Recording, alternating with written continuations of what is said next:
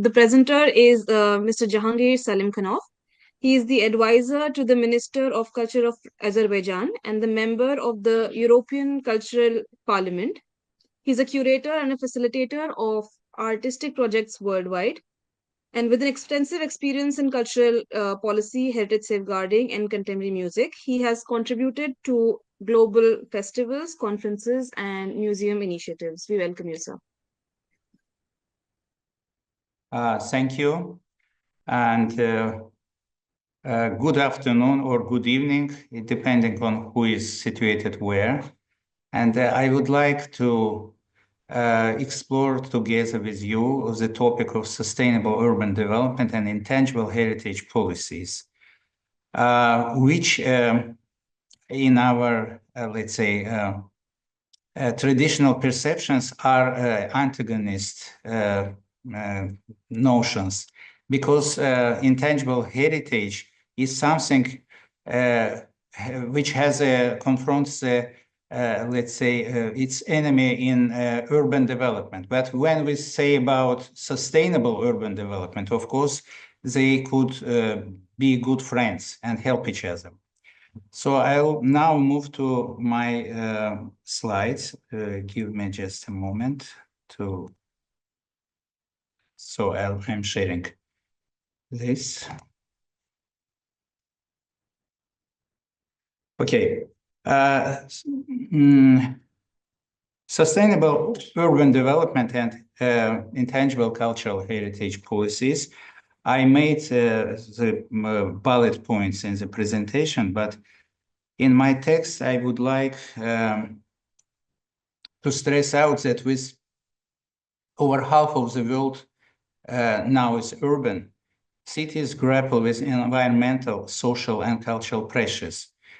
And I'll attempt to show how intangible heritage, which is living traditions like crafts and festivals, can transform cities into sustainable, vibrant hubs.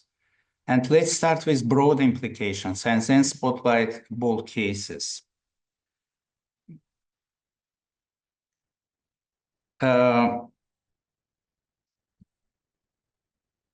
Urbanization drives progress but access resources, widens gaps, and risks cultural loss. Sustainable urban development seeks harmony, economic vitality, ecological care, social equity, via green design and inclusive planning. And the key is that intangible heritage, as UNESCO defines it, includes dynamic traditions, rituals, crafts, knowledge, sustained by communities. It's a living tool, rooting cities in identity with addressing modern needs. Why we need to prioritize this? Intangible heritage builds social cohesion, that is very important, uniting diverse urban dwellers. It sparks economies through tourism, local trades, and offers sustainable practices like resource management. I'll give examples later on. Yet there is a tension. Democratic access to arts and cultural participation often bends to urban competition. We know that cities chase global status. Heritage can be commodified or even downsided or even erased. Public engagement is crucial to preserve these traditions, but nurturing them demands a shift beyond monuments towards living practices.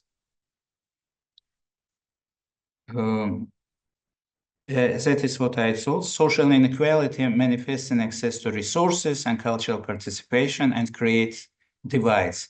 Environmental degradation and pollution are exacerbated by increased urban activity and so on. And also loss of cultural identity as modern developments overshadow historical neighborhoods. We all know many cases in our countries or while traveling and reading all reports about that. So the cultural stakes are first of them is challenges for urbanization.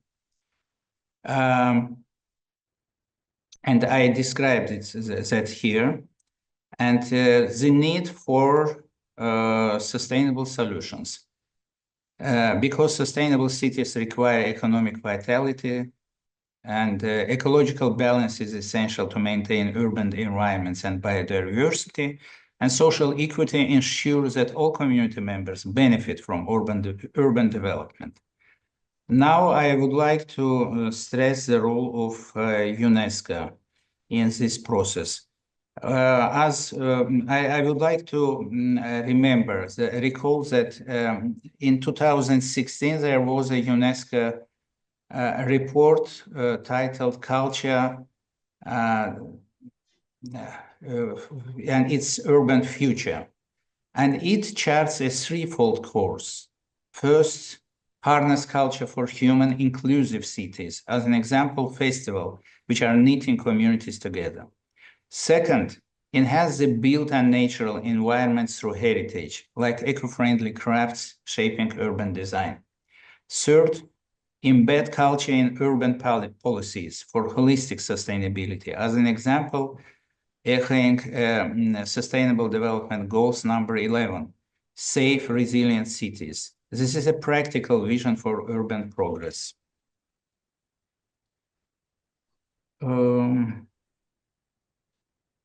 Now, I would like very shortly touch the broad implications of this position. What does this mean? Cities need participatory policies, communities steering their cultural paths, not just planners doing that. Economically, heritage fuels jobs and tourism, but only if inclusive. Environmentally, traditional knowledge like water or fire management, I'll give examples later on, offers low-impact solutions. And what is the danger? Urban sprawl buries these assets. And what is promising? Where is the hope for better future? Cities become thriving centers of harmony. Culture is indeed a sustainability cornerstone. Now I'm going already from general points to turn to practical cases, which I try to collect. So here is again different strands through which we have collected the cases.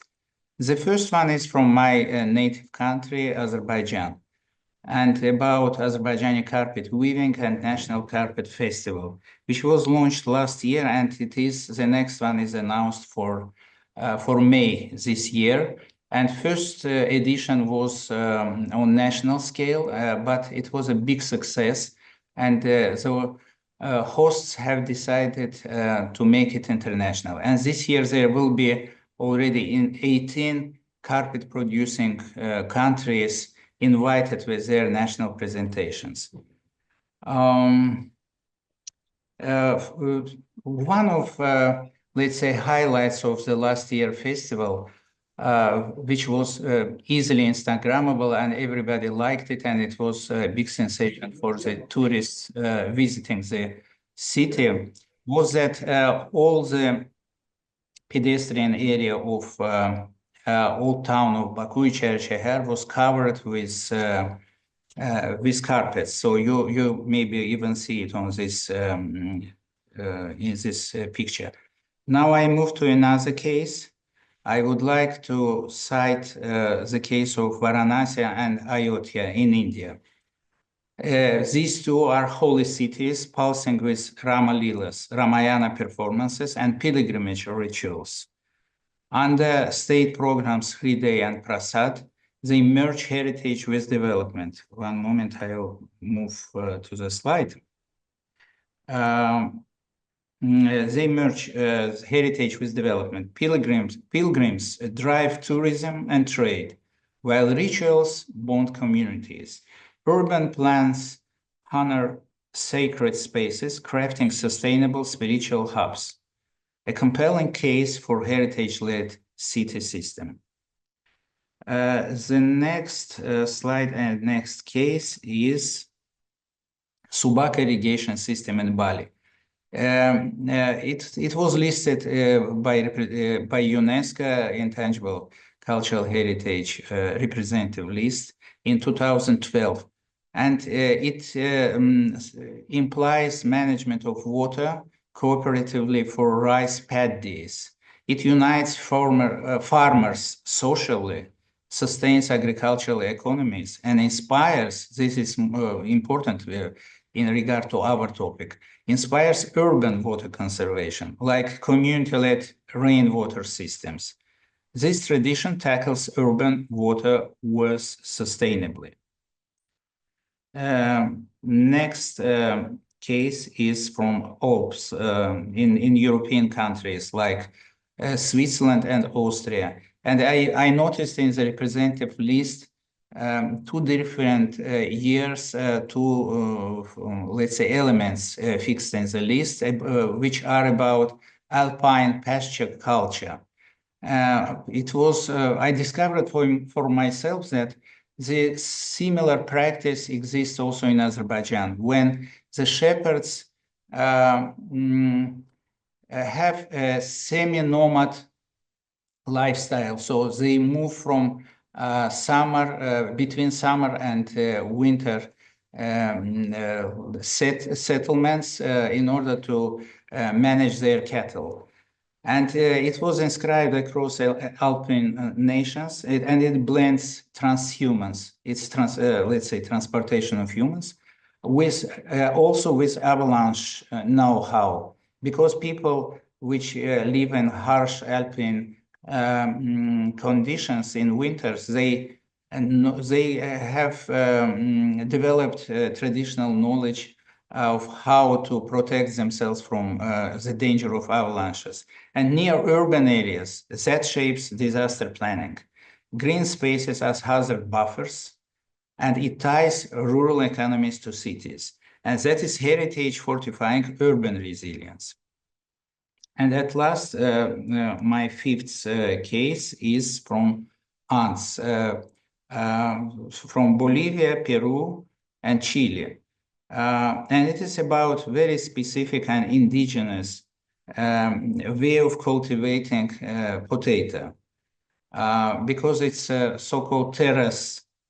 So they are very carefully using the available land and create terraces on which the potato is cultivated, grown. And it was listed in 2019. And this technique uses sustainable farming methods. In cities, how you could ask what is the relation to urban development? In cities, that boosts food security through urban gardens, greening spaces, and reducing imports. So this indigenous wisdom is feeding urban sustainability. These cases show how heritage is driving cohesion, economies, and sustainability. And they are blueprints for urban progress. And I put here just quick takeaways and would like to stress out that these examples serve as effective blueprints for integrating heritage into modern urban development strategies. Only due to shortage of time, my conclusion is here. So it's about significance of intangible heritage, economic benefits, environmental impact, social cohesion, policy recommendations, which are developing policies that integrate intangible heritage into urban planning. And by this, such a way, we could enhance sustainability and cultural richness in cities.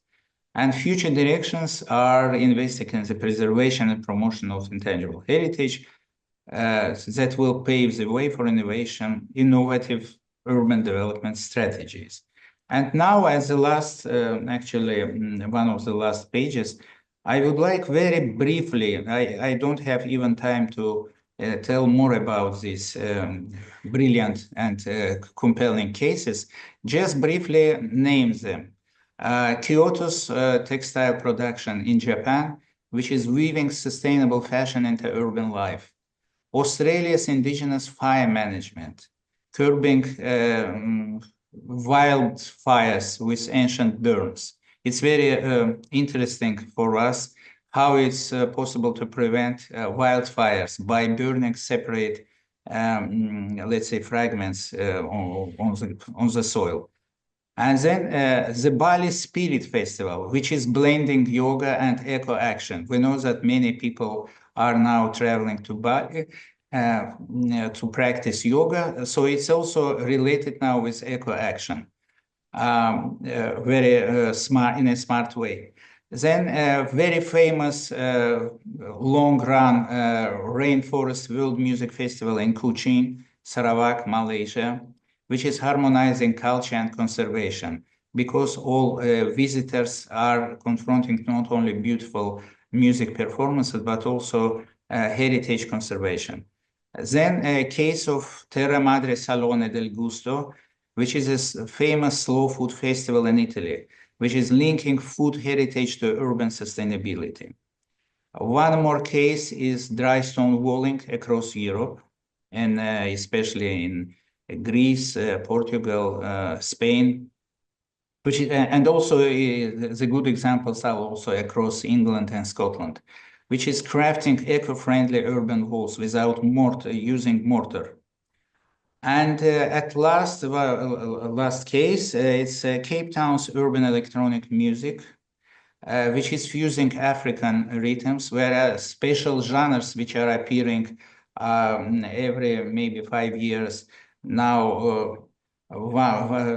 Very fashionable one is Amapiano, and previously there were Gnome and other styles, and all they are based on traditional African music, but at the same time it's upfront, contemporary, and well accepted by worldwide audiences.